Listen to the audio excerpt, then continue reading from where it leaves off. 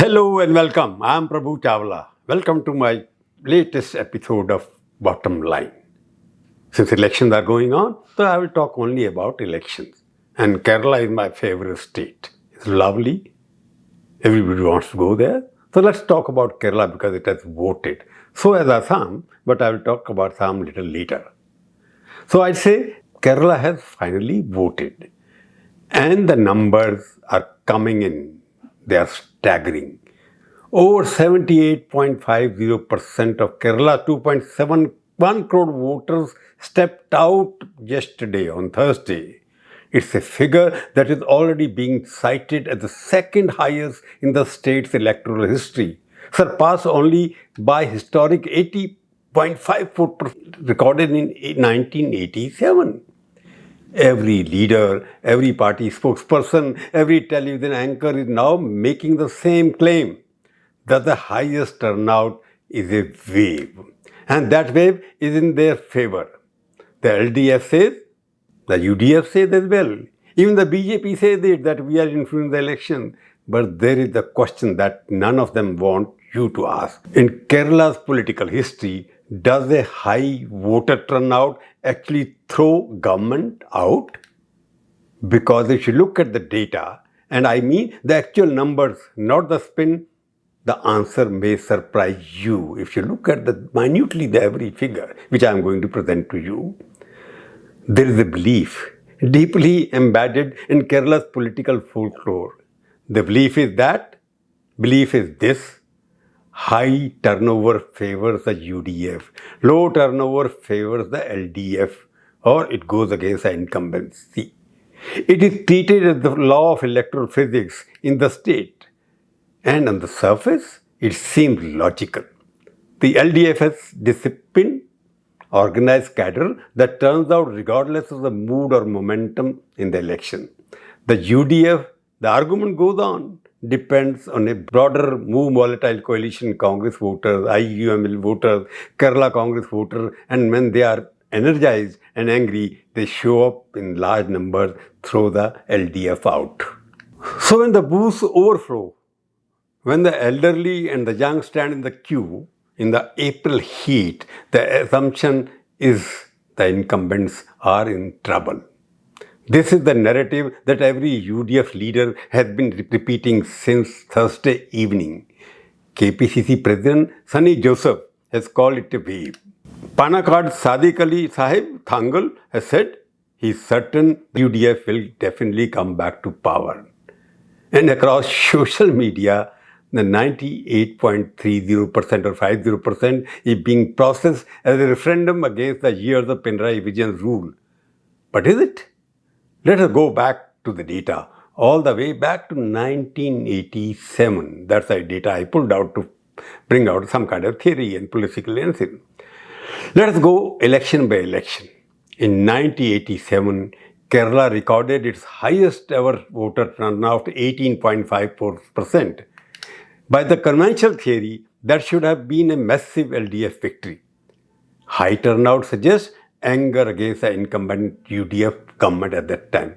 And indeed it was.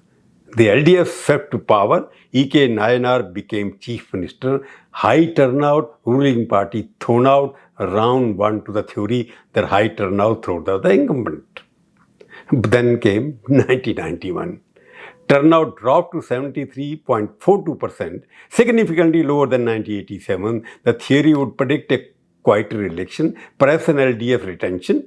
Instead, the UDF returned with 99 seats, one of the largest mandates in Kerala's history, crushing the LDF, which was reduced to just 40 seats. Lower turnout, ruling party thrown out again. The theory holds so far, but notice, it is not the turnout that decided it. It's the anti-incumbency against whosoever was in power.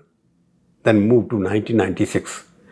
Turnout dropped further to 71.16%, the lowest in this period, and the LDF won.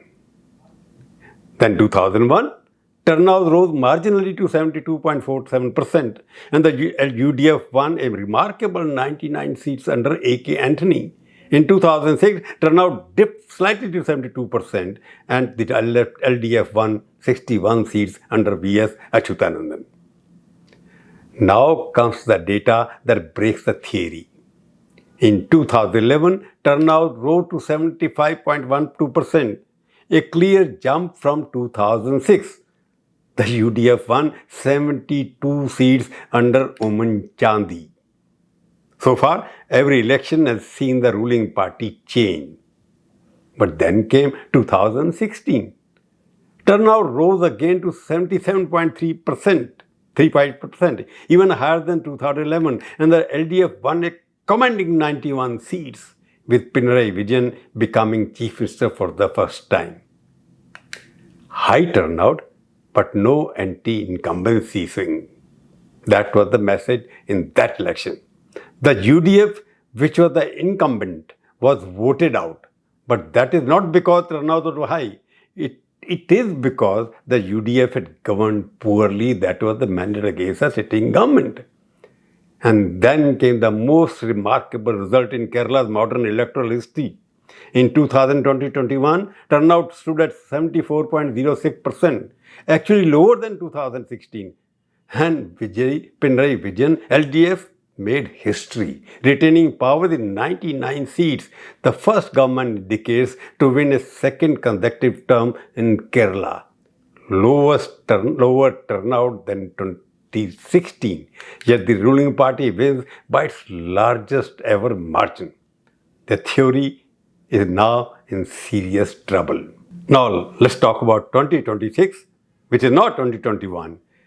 And this is where the analysis must be more careful, more precise. The 78.30 or 50% turnout is not just a number. It is a number with a context that complicates the standard readings of the electoral turnout. First, the Election Commission carried out a special intensive revision of electoral rolls before the election. Duplicate entries and entries had decreased voters were cleaned out of the rolls. Then that revision by its very nature mechanically inflates the turnout percentage because the denominator has changed. The total registered voters has been reduced. So some of the jump from 74% in 2021 to 78% in 2026 is administrative arithmetic, not political momentum. CPM State Secretary M.V. Govindan has made exactly the point, and he is not entirely wrong. Second, look at where the turnout is highest. Kozhikode led all the district at 81.2% to 6%. Palakkad crossed 80%. Malappuram crossed 79.70%, with voter going up well into the night. These are districts north of Kerala, where the IUML has a strong consolidated base. High IUML turnout in Malappuram and Kozhikode could be significant for the UDF. But is the counter reading also? CPM also has its strongest cadre networks in Kannur and parts of Kozhikode. In Kannur, factional tensions within the CPM are themselves a wild card. The same high turnout figure carries two entirely opposite political readings depending on which voter is representing whom. Third, and this is a factor that UDF deliberately chosen not to discuss, the BJP's arithmetic. BJP State President Rajiv Chandrasekhar did not predict a UDF wave. He predicted a hung assembly. The BJP's vote share has risen enormously from 6% 2011 to 12.4% in 2020-21. The rising BJP share has consistently come at the expense of UDF seats and not LDF seats, because it splits the anti-LDF vote in marginal constituencies. If the BJP's higher female voter participation, which its leaders are claiming today, materializes in seats in Thiruvananthapuram and Kollam, it does not help the UDF cross the line. It helps the LDF to survive once again. So, if turnout does not decide it, what does? In my reading of Keralam electoral history, three factors have consistently mattered for far more than political percentage. The first is the incumbent premium, or what I call incumbent penalty. In 2021, Pinarayi Vijayan converted 5 years of governance, his handling of the Nipah outbreak, the 2018 floods, and the pandemic into a re-election mandate. In 2026, the question is whether 10 years of LDF's governance has built a second premium or accumulated a fatigue tax that no amount of cadre mobilization can offset. And the sector factor is the credibility of the alternative. In 2011, Oman Chandi offered a compelling counter-narrative. In 2016, the UDF had no answer to V.S. Achyutanandan's moral authority. In 2016, V.D. Satishan has worked to rebuild the KPCC as a reform-oriented, younger alternative. Whether that image has penetrated beyond urban Kerala in the way Pinarayi's administrative image has penetrated into rural and suburban household, it is the central unanswered question so far. And third is the geography, not arithmetic. Statewide turnout figures are averages. Kerala is decided constituency by constituency in 140 different equations, local equations, with 140 different calculations about performance, personality, caste, community, and future. Over 78% turnout in Kozhikode does not move a seat in Kottayam. A wave in Mallapuram does not rescue a Congress candidate in Thrissur. What matters is whether the swing, if there is one, has happened in the right seats. A fair observer would say, "Hey Prabhu, you are being too cautious." Every serious psychologist looks at future in Kerala because it has historically signaled swing voter activation. When people who stayed at home in the last election come out, they tend to vote against the incumbent, which means the sitting government. That is the legitimate reading. I will not pretend otherwise, but raise my rebuttal.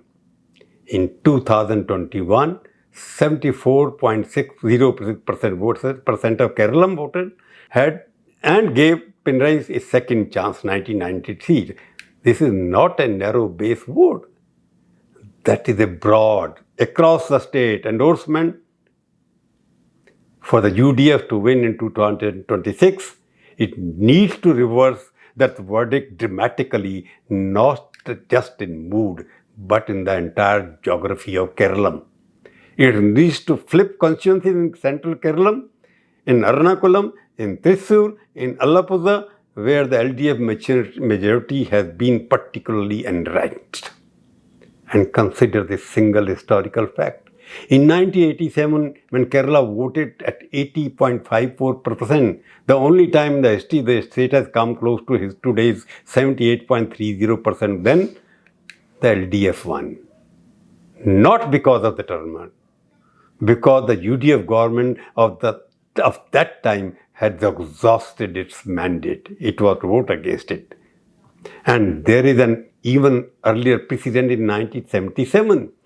Kerala voted at nearly 80% and returned the incumbent with 111 seats. A continuity mandate, not a change mandate. The LDF will cite 1997. The UDF will cite 1987.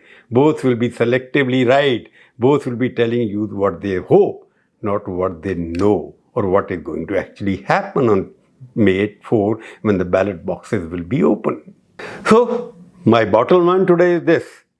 Kerala's voters have spoken in large numbers, but large numbers do not speak in a single voice. History tells us clearly. Kerala has elected government and thrown them out at every level of turnout, high or low, across 4 decades and 10 elections. From the historic 80.54% of 1987 to 71.16% of 1996, from the landslide of 1991 to the historic retention of 2021, turnout has never been the deciding variable. What has decided Kerala every single time is a simpler calculation. Have the people had enough of who is in power? And do they believe the alternative better than the outgoing? On May 4th, when those ballot boxes are open, we'll have an answer. But until then, every leader who stands before a camera and tells you that the 79% proves that victory is not giving you analysis. 79% proves their victory is not giving you analysis. They are giving you hope, dressed up as arithmetic. And the bottom line never mistakes hope for data. Friends, that's all for today's bottom line. Kerala has voted. The verdict is sealed. We will analyze it together when counting begins on May 4th.